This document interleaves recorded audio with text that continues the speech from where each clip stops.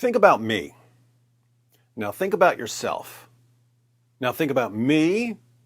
Now think about yourself. Now think about me. Now think about yourself. Who knows more about YouTube? So, what's with all the negativity when I say I've figured out a better way of doing things?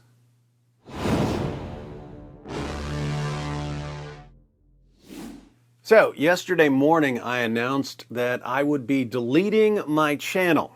As far as I was concerned, this wasn't bad news, it was good news. I posted a long video because I wanted to carefully explain why it's good news, not bad news. I'm restructuring what I do in order to increase my output and my reach while simultaneously making myself uncancelable. That sounds good to me. The way things are now, I can be working at 100%. And I'll only be accomplishing 40% because the way I'm doing things is defective given how the platforms have changed over the past several years. So in order to counteract the way they're doing things, I'm revolutionizing the way I'm doing things so that I can maximize my effectiveness. That sounds good to me. But what do I see when I go to the comments section? Tons of complaining. No, David, baking bricks in Egypt is great. Don't go into the desert. The desert is scary. Not to a scorpion. Let me see if I can break this down differently, and then I'll show you how to think 5 years ahead of everyone else. Here's how I am. If you have some sort of legitimate authority over me, let's say I'm in the military and you're the general, I will obey your orders to the death. You can tell me to charge into a bloodbath. I'll do it. If there's a bloodbath over on Bloodbath Hill, I'm your guy. But if you don't have any legitimate authority over me, I'm probably not going to react well if you try to boss me around. Now, if you're evil and corrupt and you don't have any legitimate authority over me, I'm going to make sure you don't control me. If you somehow gain some illegitimate authority over me, I'm going to figure out a way to break that authority. Now, I look around at the world, and what do I see? I see some horrible people who have no business controlling anyone else, coming up with ways to control everyone. And it's pretty disturbing. For example, you've got a Twitter mob controlling corporations by screaming and whining, and those corporations control a lot of what happens in the world. Technology, entertainment, commerce are all in the hands of a small group of companies, and those companies all mindlessly obey the latest demands of the loudest mob on Twitter. Should we, A, keep giving this egomaniacal monstrosity greater and greater control over us, or B, take steps to minimize its control over us? I say B, obviously B. But a bunch of you are yelling at me. No, David, go with A. Whatever you do, don't minimize their control over you. I don't know about you, but as soon as I find out that a bunch of control freak corporations are trying to turn me into a puppet, I immediately, automatically start checking for strings. If you find one, cut it. Let me give you an example, which will effortlessly transition to a product placement, which will ultimately pay for my editor, which will allow me to put out more content, all while making the point I want to make. True story. A while back, I went to visit my grandmother. She's pretty old and has heart problems, so I wanted to bring my youngest son to see her. She kind of lives in the middle of nowhere. Anyway, I was sitting on the couch, and her husband was looking for a T-Mobile bill because the payment was due and he didn't want to get a late fee. So he was scrambling around looking for the bill. And then I saw, under a stack of magazines on the coffee table, the corner of the T-Mobile bill. So I said, "You're looking for the T-Mobile bill? I think it's under these magazines." So he got the bill. End of story, right? Wrong. About 10 minutes later, I go upstairs and grab my laptop. I open my laptop, and the first 3 sites I go to, I get ads for, you guessed it, T-Mobile. Now, my laptop was on a completely different floor when I mentioned T-Mobile. How did something hear me and know that it was me? Well, I had my cell phone with me. Now, this was really, really creepy. I said, Oh my goodness, you mean to tell me something is listening to me through my phone and then trying to get me to do something on my laptop? I'm not a very tech-savvy guy, but I wanted to do something about that. And the simplest, most cost-effective step you can take is to get a subscription to Atlas VPN. It sends all of your internet traffic through an encryption tunnel. It hides your IP address. The internet doesn't know who you are or where you are. Atlas VPN also blocks malicious links and trackers. It monitors data breaches and warns you if your personal information or passwords have been compromised. How is this not a good idea? So, when I had to decide which sponsor to go with first, who did I pick? Atlas VPN.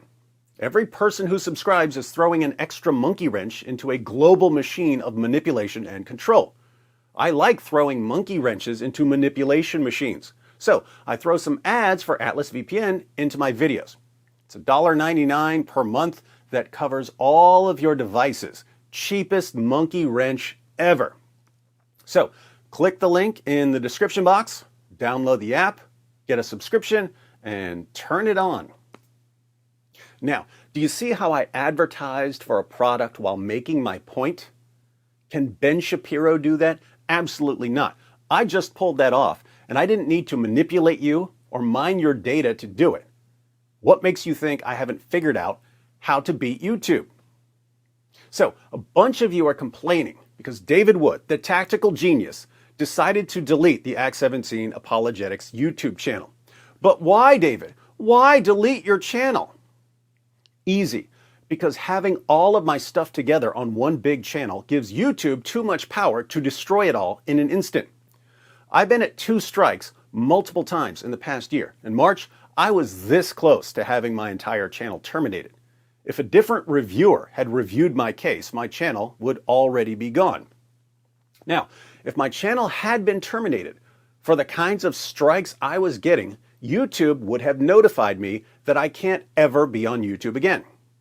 So not only does terminating my channel bring down all my content, it also prevents me from ever being on YouTube again.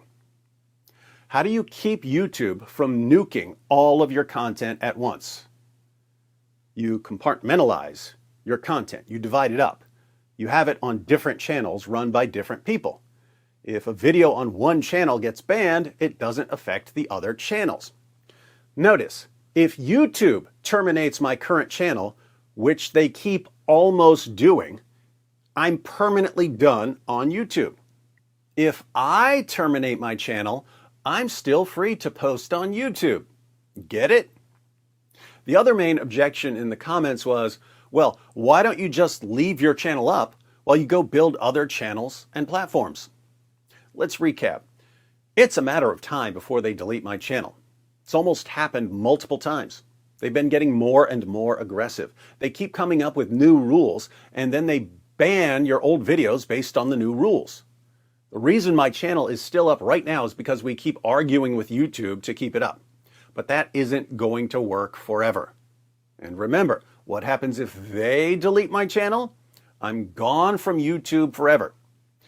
Is that eventually going to happen unless I figure a way around it? Definitely. So when you tell me to keep my channel, what you're really telling me is, David, leave your channel up and go do your other things, and you'll soon be banned forever because they give you bogus strikes every month. And if you're not constantly fighting to keep your channel up, it'll be terminated within a few months. Some of you also said, why not work on a new YouTube channel while leaving the old one up as a resource? And you just don't understand the rules. If you get suspended on one of your channels, you're not allowed to post on any of your channels while the suspension is in effect.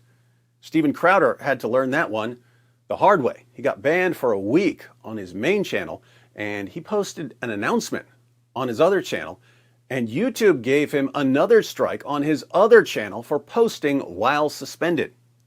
So what good does it do to be working on a new channel when I'd still be under the suspensions of the old channel, and I would eventually get completely banned from the platform because of the old channel? Now, consider the alternative that I've proposed and that a bunch of you are complaining about. I delete my YouTube channel next month. I post all of my content on our own platform, one that will never ban me. Let's say I take some of my content from that platform and I upload it to YouTube. Some fan uploads some of my other content to a channel that he runs. Another fan uploads some of my other content to a channel that she runs. The content is spread out over multiple channels. What happens when a video on one channel gets a strike? The other channels aren't affected. They can keep uploading. If YouTube were to say, David, one of your videos got banned on another channel, so you can't post any new videos, sorry, shaggy defense, it wasn't me. I posted those videos on my own platform. Someone else copied those videos and put them on YouTube, not me. Can't punish me for what someone else did. Unbannable. Now, some of you will say, but if the content is on different channels, how will we know where to find the videos we're looking for? Because I'll just tell you. Plus, there will be a mailing list and a website and an app. That's why in my video, I had that entire discussion about how the community can communicate. Are you seeing how all of this ties together to make it much harder to ban a content creator or even slow him down? You've got to think ahead. You've got to think multiple moves ahead of the people who are trying to control you. People always seem to be focused on what they want right now. One of the biggest problems in the world is that people can't seem to anticipate what's going to happen just a few months down the road. I'm generally thinking 10 to 50 years down the road, minimum of 5 years. I'm not doing anything without thinking 5 years ahead. So when you see me doing something, it's because I thought to myself, what do I want to be the case 5 years from now? Because I need to be working on that now. What should I be doing now to bring about what I want to be the case 5 years from now? If you think to yourself, I like David's videos, I want them to stay. But instead of thinking about right now, you instead think about a year or 3 years or 5 years from now, what happens? If I keep running my channel the way I've been running it, what happens a few months from now, a year from now, a few years from now? Channel terminated, banned from YouTube permanently. If I leave my channel up while I work on other things, what happens a few months from now, a year from now, a few years from now? Channel terminated, banned from YouTube permanently. What happens if I delete my channel and restructure everything I do?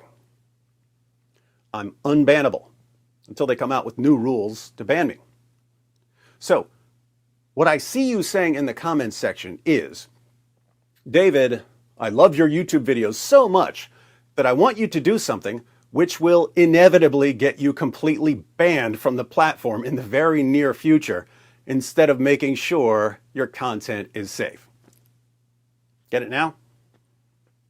Special thanks to everyone who contributed to the fundraiser to make all of this possible.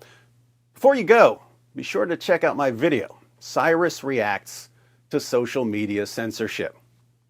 It'll clear things up even more.